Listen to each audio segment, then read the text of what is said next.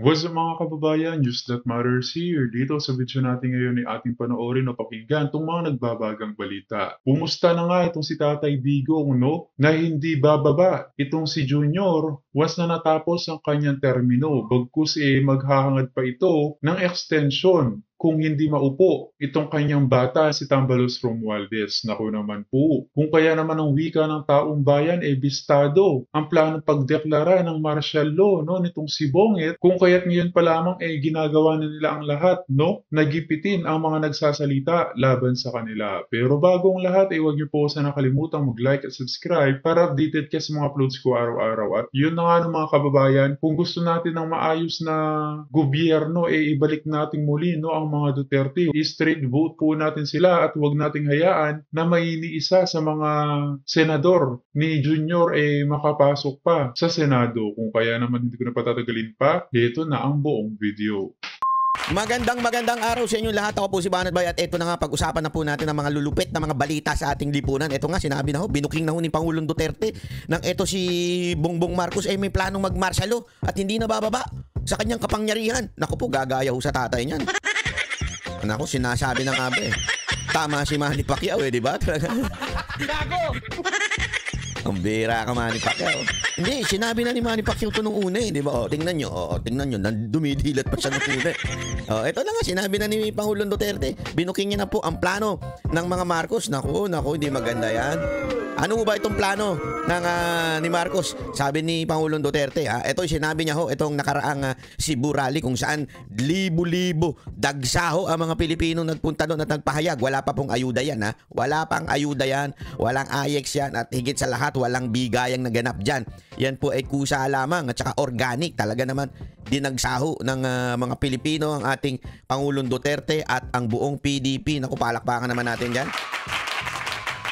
Marami hong magandang sinabi si Pangulong Duterte doon at isa na nga ho sa sinabi niya ho doon yung plano ho nito ni Marcos na kung saan magpatuloy non-stop, hindi ho titigil sa kanyang pagiging presidente.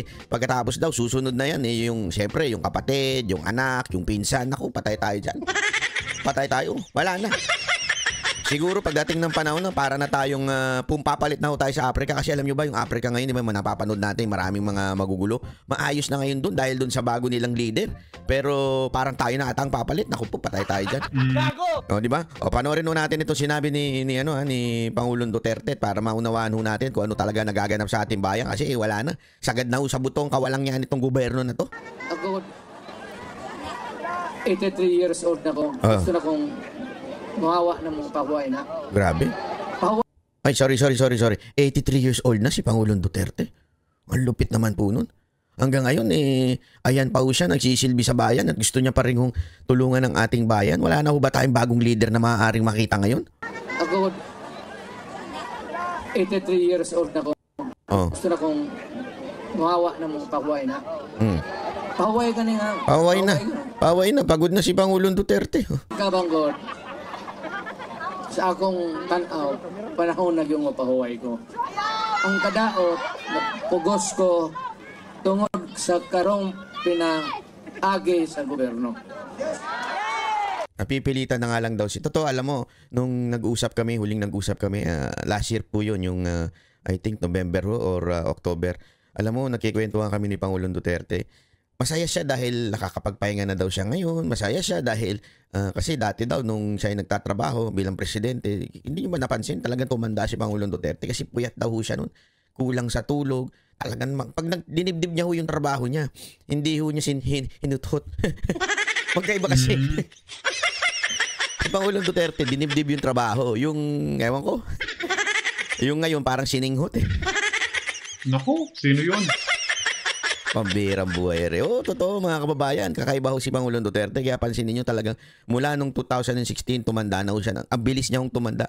Na-stress sa dami ng problema ng ating bayan. Pero ito ngayon sinasabi niya gusto niya na magpahinga. Pero hindi siya makapagpahinga dahil dito sa walang niyang gobyerno natin. Alam mo, si Mr. Marcos is veering towards a dictatorship. Nako.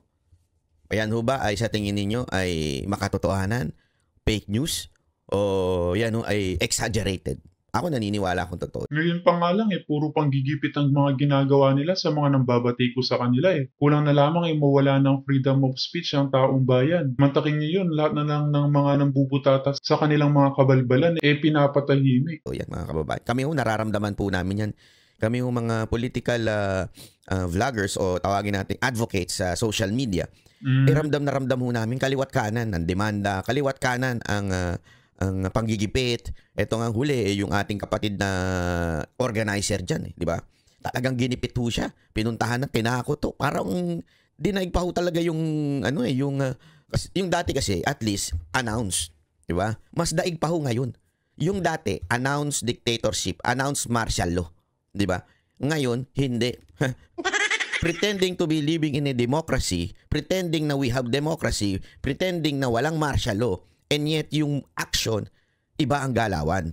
'Di ba? Iba yung sinasabi sa ginagawa. Kasi ngayon, talagang wala na. No choice ka. Meron pa tayong mga, kinuwento nga sa akin, nung nakaraang nakausap ko yung ilang mga vloggers, iba ho sa kanila, tinawagan na ho ng AMLAC, tinawagan na ho ng kung ano-ano, para ho talaga gipitin. Sabi ko, sandali. Pera namin to animal kayo. I mean, anong pakialam nyo sa aming pera, 'di ba? Anong pakialam ninyo at kung meron kaming pera, may mga kanya-kanya ho kaming trabaho. Aside pa ho sa pagba-vlogging po 'yan, may kanya-kanya po kaming trabaho, meron po kaming maayos na buhay. Bakit nyo pakikialaman? Wala naman po kami sa gobyerno, 'di ba? Bakit to? Kasi nga ho, 'yan yung tinatawag na pananakot, panggigipit. Subukan mong pumalag.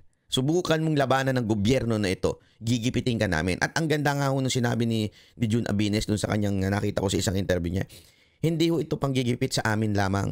Hindi ito panggigipit sa mga, sabi na natin, advocate sa social media. Hindi po ito panggigipit lamang sa aming mga vloggers. Ito po'y panggigipit at pananakot sa lahat ng papalag sa gobyerno na ito. Sabi ko nga ho sa inyo mula doon kay, nauna na ho dito si Pastor Kibuloy. Nauna na ho siya dito. 'Di ba? Alam mo, yung ginawa sa SMNI, yan ho ay pananakot. Pananakot ho sa ibang network. Sinasabi ho nila na kapag ikaw ay pumalag, kahit kaalyado ka namin, kahit sanggang dikit ka namin, kaya namin kayong gaguhin. Kaya namin kayong ipasara. Kaya namin kayong gipitin. Alam nyo, kung kayo, kung maaari ko lang sana, kung malaya lang ako magkwento kung paano Kaya pala Sir Banat Bay, itong mga bayarang media nagpapabayad na lang, nagpapagamit sa mga bangag dahil natatakot sila na baka sila magaya sa SMNI, no? Nipit ang SMNI, magugulat kayo. Kasi lagi ko nga sinasabi sa kanila sabi ko, di ba kayo nga lang ang sumuporta na network nung panahon ng kampanya kay Marcos, di ba? Binudol nyo nga yung tao. Hindi, biro lang SMNI. Hindi, totoo naman, di ba? Sila lang ho talaga yung sa debate, hindi lang ho sa debate, sila lang yung nagbigay ng espasyo kay Marcos. Di ba? Pero anong ginawa? Kasi nga, alam ho nila na si Pastor Kibuloy and ang buong SMNI ay sumusuporta sa mga Duterte. Alam mo nila na sanggang dikit to ng mga Duterte. Kung pansinin ninyo ngayon ang gagaganda ng mga events. Dahil nga po sa KOJC po, ito ho'y SMNI ang tumutulong. Ibig sabihin, malaki yung tulong talaga ang SMNI sa lahat ng campaign shorty ni Pangulong Duterte noon hanggang ngayon. Kaya nga nakita ho nila yung bagay na yun, kaya ginigipit ho nila. Tapos ito nga ang mga nakaraan, di ba? Hinak po yung account. Kaya mga kababayan, habang pinipigilan nila ang SMNI, ako nagsasabi na ho sa inyo, tayo na ho ang magpakalat ng mga videos. Kasi hindi ho yan hindi ho ipapakita ng mainstream media. Kung tingnan niyo itong isang mainstream media na ito. Ang pinapakita lamang po ay yung speech na kung saan may banat si Pangulong Duterte. Pero yung sabihin ba nilang dagsa-dagsa, libo-libo pumunta. Pag may event ang mga tolongges na mga pro-impeachment, grabe ho nila puntahan, ibalita, kaliwat kanan ng balita kahit walang tao. Diba? Totoo naman Pero yung mga ganito, hindi ho nila ibabalita ho ito kahit punong-punuan tao. Ang ibabalita na lang nila kung ano yung magandang ipaumpog sa Marcos para may balita ho sila. At ito nga ho yun, yung sinasabi ni Pangulong Duterte na kung saan talaga namang may dictatorship na nagaganap ngayon. Ako, naranasan ko, never ko naranasan sa buhay ko yung ganito na maging aware ka sa paligid mo, anytime pwede kang dukutin, maging aware ka, baka mamaya may mangyari sa'yo. Alam mo yun? Tapos tinatawanan nga ako dati nila Dada kasi napapraning daw ako. Tapos sabi ko ngayon, ano, praning pa ba ako?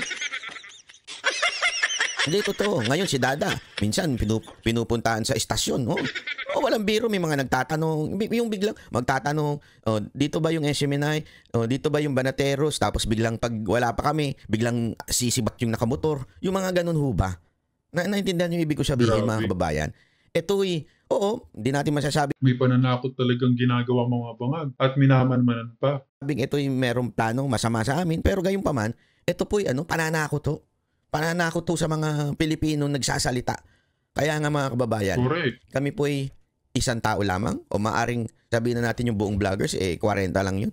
Walang magagawa yun kung hindi ho kayo mag-share, magla-like o kaya ay magsasalita din. Lalong-lalo na kayong mga OFW. Anyway, hindi naman kayo kayang puntahan dyan. I-share ho natin sa mga kababayan natin sa Pilipinas yung mga videos na mga katulad ho nito. Pupusta ko sa inyo, dili na manaog pagkakuman sa iyong terminal. Nako, dili na manaog. Ibig sabihin, di na bababa. Parang baligtad sa Tagalog. Panik panaog. Tama. Nalito na rin ako Hindi, totoo. Yan, sinasabi ni Pangulong Duterte, hindi na daw bababa pag natapos ang kanyang termino. Yan ang gagawin daw ni Marcos. Binuking niya na. Naku po, patay tayo dyan. Ito mga kababayan, tandaan nyo, ito si Pangulong Duterte. Galing itong Malacanang. Huwag nyo kakalimutan. Galing po itong Malacanang. Anong ibig ko sabihin? Kahit ubusin nila ang mga tauhan sa Malacanang, meron at meron matitira na nagsilbi kay Pangulong Duterte. At sigurado kung nakuha ng damdamin ni Pangulong Duterte yung mga dating kasamahan niya sa Malacanang. Whether it is security, worker, staff, sigurado kung nakuha ng puso ni Pangulong Duterte yung mga yun. At maaari, dahil marami naman po sa kanila, hindi naman appointed, ito ina-assign lamang po ng opisina, maaari hindi ho nila alam yun.